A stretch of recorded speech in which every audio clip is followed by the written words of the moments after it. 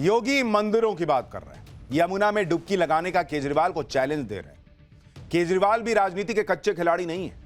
उन्हें पता था कि दिल्ली चुनाव एक ना एक दिन हिंदुत्व और सनातन वाली पिच पर तो आएगा ही, इसलिए उन्होंने कुछ तैयारी पहले भी की थी।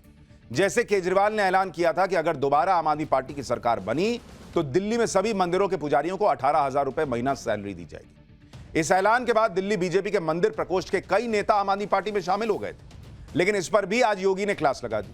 योगी आदित्यनाथ ने कहा कि दिल्ली सरकार तो पहले से ही मुल्ला मौलवियों को वेतन देती थी, अब चुनाव आया तो पुजारियों को सैलरी देने की बात याद आई। योगी का पूरा बयान सुन लीजिए, फिर आपको बताएंगे कि हरियाणा महाराष्ट्र की तरह दिल्ली में भी कैसे बटेंगे तो कटेंगे के पोस्टर लग गए। इन्होंने यहां पे दिल्ली में भी घोषणा की कि मुल्ला और मौलवी को यहां पर पहले से ही ये लोग वेतन देते थे। आज दिल्ली की आर्थिक स्थिति इतनी बदहाल कर चुके हैं कि उनको भी कई महीनों का नहीं मिला, और जब वहां से हो हल्ला शुरू हुआ तो इन्होंने उसको डाइल्यूट करने के लिए कहा कि हम पुजारियों को भी देंगे। दिल्ली चुनाव में आज सिर्फ योगी आदित्यनाथ की एंट्री नहीं हुई, बल्कि योगी के सुपरहिट नारे बटोगे तो कटोगे की भी एंट्री हो गई। आज योगी आदित्यनाथ दिल्ली के करोल बाग में जिस चुनावी सभा को संबोधित करने पहुंचे, वहां बटोगे तो कटोगे के पोस्टर लगे हुए थे। योगी आदित्यनाथ के मंच पर भी बड़े बड़े अक्षरों में बटोगे तो कटोगे, एक है तो सेफ है, यह लिखा हुआ था। यह नारा सबसे पहले योगी आदित्यनाथ ने ही बांग्लादेश में हिंदुओं के खिलाफ हिंसा को लेकर दिया था, जो पहले हरियाणा फिर महाराष्ट्र चुनाव में सुपरहिट साबित हुआ। दोनों ही राज्यों में बीजेपी को जबरदस्त जीत हासिल हुई। अभी तक इस नारे का दिल्ली चुनाव प्रचार में कोई जिक्र नहीं था, लेकिन अब बीजेपी को उम्मीद है कि दिल्ली में भी बटोगे तो कटोगे का नारा डिसाइडिंग फैक्टर साबित हो सकता है।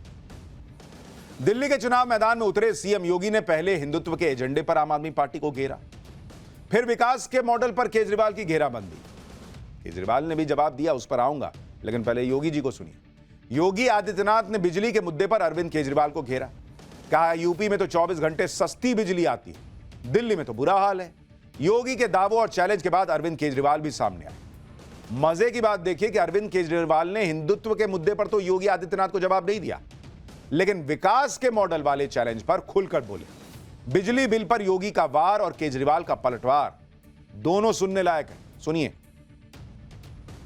दिल्ली में पावर कट देश के किसी भी बड़े महानगर से, किसी भी नगर से ज्यादा पावर कट है। मैं कह सकता हूं उत्तर प्रदेश की आबादी 25 करोड़ की है। हर जिला मुख्यालय को 24 घंटे की बिजली आज के दिन पर हम दे रहे हैं, और बिजली का पर यूनिट दाम उत्तर प्रदेश में एक सामान्य उपभोक्ता के लिए अगर है तो यह 3 से 3.5 रुपए है, इससे ज्यादा नहीं है।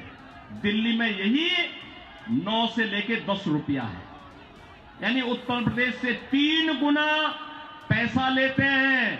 मैं योगी जी से पूछना चाहता हूं, अभी मैंने इतनी सारी जनता से पूछा, जनता बता रही है कि दिल्ली में 24 घंटे बिजली आती है। हमारी दिल्ली में 10 साल से सरकार है, हमने दिल्ली में 10 साल तो क्या 5 साल में ही हमने 24 घंटे बिजली कर दी थी।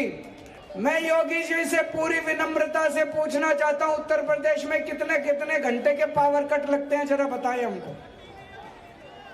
वहां पे मेरे को पता चला नोएडा में 6-6 घंटे बिजली नहीं आती, लखनऊ में 8-8 घंटे बिजली नहीं आती। योगी का बिजली वाला चैलेंज हो या शिक्षा व्यवस्था पर योगी के वार पर पलटवार, जैसे ही बात दूसरे एजेंडे पर आई, अरविंद केजरीवाल अचानक से आक्रामक हो गए। योगी आदित्यनाथ ने यूपी के शिक्षण संस्थानों को दिल्ली से बेहतर बताया। अरविंद केजरीवाल ने यूपी के सरकारी स्कूलों की हालत पर योगी को घेर लिया। दोनों को सुनिए एक बार, यह भी सुनने लायक।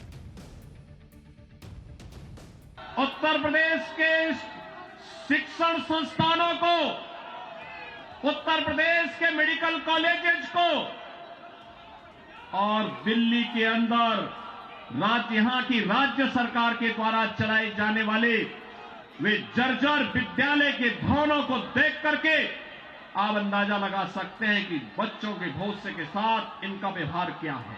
लेकिन आज योगी आदित्यनाथ जी जब दिल्ली आए हैं, मैं उनसे पूछना चाहता हूं कि यूपी के सरकारी स्कूलों का जो इतना बुरा हाल है, टाट पट्टी पे यूपी के सरकारी स्कूल चल रहे हैं, 10 साल से भी वो 10 साल से उनकी सरकार है, वो अपने सरकारी स्कूलों को ठीक नहीं कर पाए।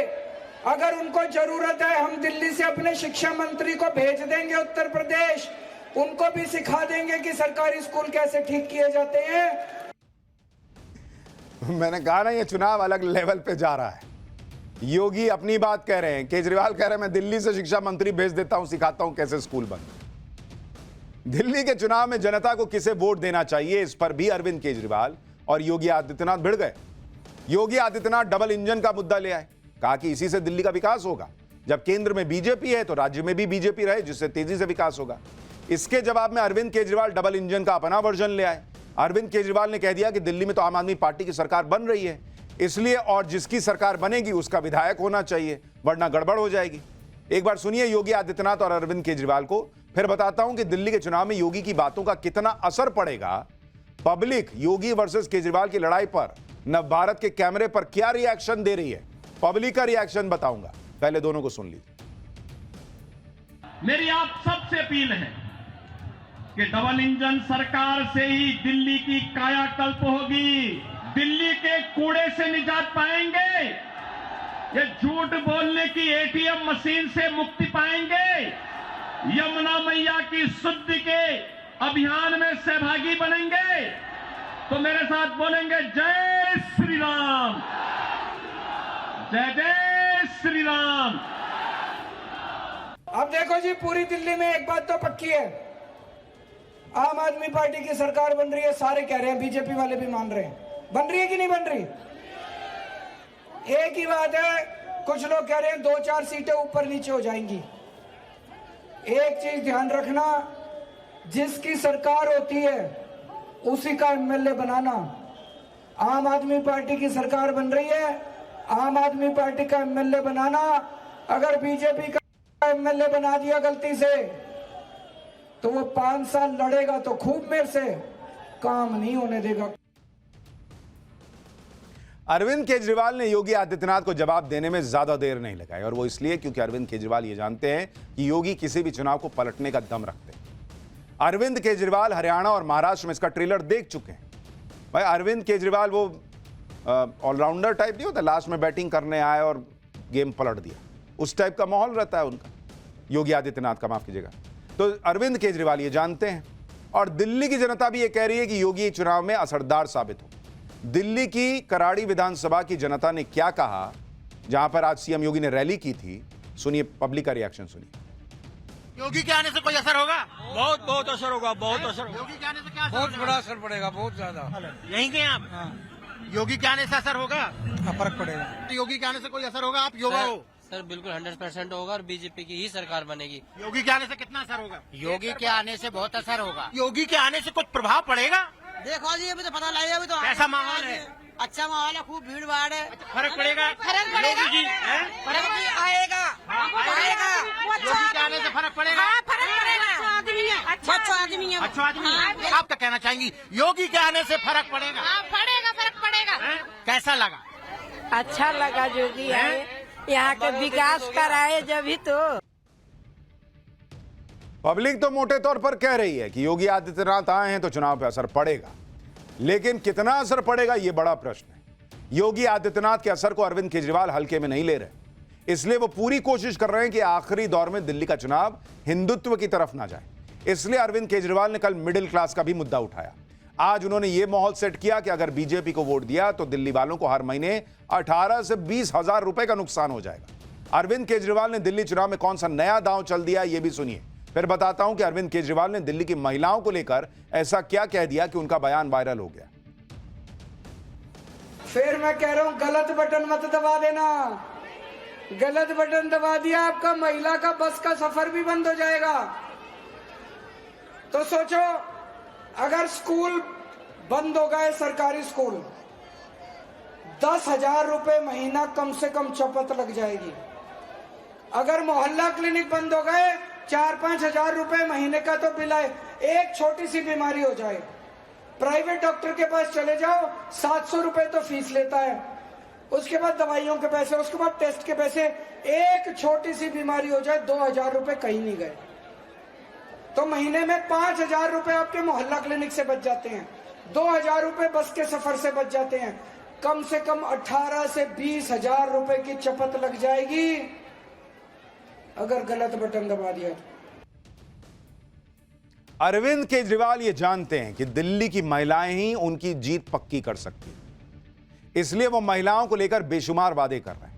उन्होंने अपनी पूरी कैंपेनिंग महिला वोटर्स के इर्द गिर्द ही बुनी हुई। महिला वोटर्स को खुश करने के लिए अरविंद केजरीवाल ने आज यहां तक कह दिया कि महिलाएं पुरुषों से ज्यादा समझदार होती हैं। सुनिए अरविंद केजरीवाल का यह बयान, फिर बताऊंगा कि अरविंद केजरीवाल मंच पर गालियों की लिस्ट क्यों पढ़ने लग गए। देखो, यहाँ कई आदमी भी आए हुए हैं, बुरा मत मानना।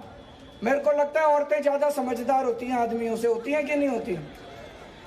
औरत घर संभालती है, कई औरतें काम भी करती है, काम करके आती है फिर घर संभालती है। ये मर्द थोड़े से भटक जाते हैं, वो थोड़े बहुत कभी कभी बीजेपी में चले जाते हैं। उनको मर्दों को बिठा के घर में समझाना, ये बीजेपी कुछ काम नहीं आने वाली, बीजेपी धोखेबाज पार्टी है। अरविंद केजरीवाल को पता है कि उनकी सरकार बननी है तो महिला वोटर्स की उन्हें जरूरत है। उन्हें यह भी पता है कि महिला वोटर्स नरेंद्र मोदी की साइलेंट वोटर है। इसलिए अगर महिला वोट बीजेपी की तरफ चला गया नरेंद्र मोदी के वादों के नाम पर, तो केजरीवाल को झटका लग सकता है। दिल्ली के चुनाव में अरविंद केजरीवाल बार बार खुद को सियासत का पीड़ित बता रहे हैं। कभी कहते हैं बीजेपी उन्हें जेल भिजवा देती है, कभी कहते हैं बीजेपी वाले उन्हें गालियां देते हैं, गुंडागर्दी करते हैं। अरविंद केजरीवाल ने आज अचानक मंच पर एक लिस्ट निकाल दी। दावा किया कि बीजेपी वाले सुबह शाम उन्हें ऐसी भद्दी भद्दी गालियां देते हैं। सुनिए उन्होंने कौन सी लिस्ट पढ़ के सुनाई। इतने गंदी गंदी गालियां दी है, मैं आज लिस्ट लेके आया हूं सारी गालियों की। कहते हैं केजरीवाल आतंकवादी है, 100 कमीने मरे थे तब एक केजरीवाल पैदा हुआ था। केजरीवाल कमीना है, केजरीवाल घटिया है, केजरीवाल नवाब है, केजरीवाल घिनौना है, केजरीवाल पाकिस्तानी एजेंट है, केजरीवाल AK-49 है, केजरीवाल राक्षस है, केजरीवाल मायावी है, केजरीवाल नमक हराम है, केजरीवाल बेशरम है, केजरीवाल नमूना है। मैं बीजेपी वालों को कहता हूं केजरीवाल जैसा भी है दिल्ली वालों का बेटा है।